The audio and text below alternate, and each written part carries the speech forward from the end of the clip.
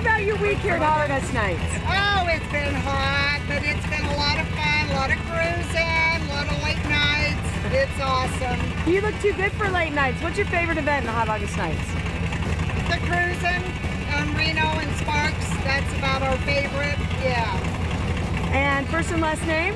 Avery's, Adina and Dell Avery. A-V-E-R-Y? Correct. From? Dayton, Washington, actually. I love it. And I have to ask you, sir, you're letting a woman drive. Tell me about it. That's because it's her car and I'm the mechanic. I love it. You're a smart woman. Thanks for talking to us. We gotta go, Granny, go. Oh, I love that.